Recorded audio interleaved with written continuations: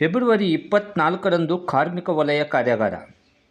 ರಬಕವಿ ಬನಹಟ್ಟಿ ತಾಲೂಕಿನ ಮಹಾಲಿಂಗಪುರ ನಗರದಲ್ಲಿ ಕರ್ನಾಟಕ ರಾಜ್ಯ ನೇಕಾರ ಸೇವಾ ಸಂಘ ಹಾಗೂ ಕಾರ್ಮಿಕ ಇಲಾಖೆಯ ಸಹಯೋಗದಲ್ಲಿ ಇದೇ ಫೆಬ್ರವರಿ 24 ಮಂಗಳವಾರ ಬೆಳಗ್ಗೆ 10 ಗಂಟೆಗೆ ಒಂದು ದಿನದ ಕಾರ್ಯಾಗಾರ ಹಮ್ಮಿಕೊಳ್ಳಲಾಗಿದೆ.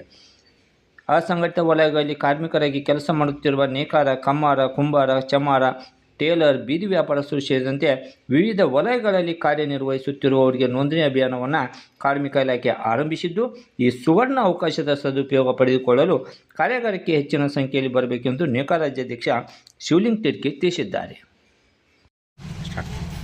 ಮಹಾಲಿಂಗಪುರ ಹಾಗೂ ಸುತ್ತಮುತ್ತಲಿನ ಎಲ್ಲ ನಾಗರಿಕರಿಗೆ ಒಂದು ಸುವರ್ಣ ಅವಕಾಶ.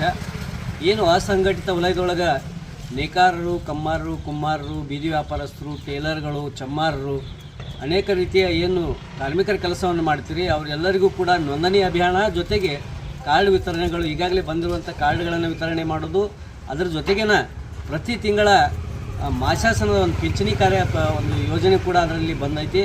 ಆ ಯೋಜನೆಗೆ ತಾವೆಲ್ಲರೂ ನೋಂದಣಿ ಆಗುವ ಸಲುವಾಗಿ ಈ ಒಂದು ಕಾರ್ಯಕ್ರಮವನ್ನು ಕಾರ್ಮಿಕ ಇಲಾಖೆ ಮತ್ತು ಕರ್ನಾಟಕ ರಾಜ್ಯ ನೇಕಾರ ಸೇವಾ ಸಂಘದ ಸಹಯೋಗದಲ್ಲಿ ಆಯೋಜನೆ ಮಾಡಲಾಗಿದೆ. ಬಾಗಲಕೋಟೆ, ಜಮಖಂಡಿ, ಮುಧೋಳಿನ ಎಲ್ಲ ಅಧಿಕಾರಿಗಳು ಕೂಡ ಈ ಕಾರ್ಯಕ್ರಮದಲ್ಲಿ ಭಾಗವಹಿಸಿರ್ತಾರೆ.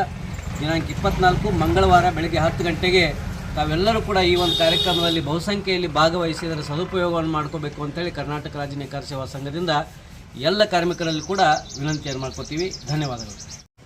ಇದೇ ತಿಂಗಳು 24 ಫೆಬ್ರವರಿ 2026ರಂದು ಕರ್ನಾಟಕ ರಾಜ್ಯ ನೇಕಾರ ಸೇವಾ ಸಂಘ ಹಾಗೂ ಕಾರ್ಮಿಕ ಇಲಾಖೆ ಇವರ ಸಹಯೋಗದಲ್ಲಿ ಒಂದು ನೋಂದಣಿ ಅಭಿಯಾನವನ್ನು ಪ್ರಾರಂಭ ಮಾಡ್ತಾ ಇದ್ದಾರೆ.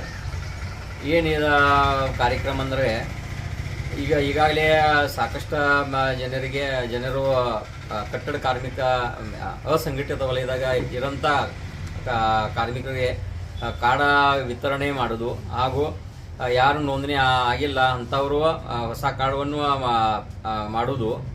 ಅದೇ ರೀತಿ ಅದರಲ್ಲಿ ಅಸಂಘಟಿತ ವಲಯದಲ್ಲಿ ಕಾರ್ಮಿಕರಿಗೆ ಒಂದು ಪಿಂಚಣಿ ಯೋಜನೆಯನ್ನು ಜಾರಿ ತಂದಿದ್ದಾರೆ. ಆ ಪಿಂಚಣಿಯ ರಿಜಿಸ್ಟ್ರೇಷನನ್ನು ಆ ಸಮಯದಲ್ಲಿ ಪ್ರಾರಂಭವಾಗುತ್ತದೆ.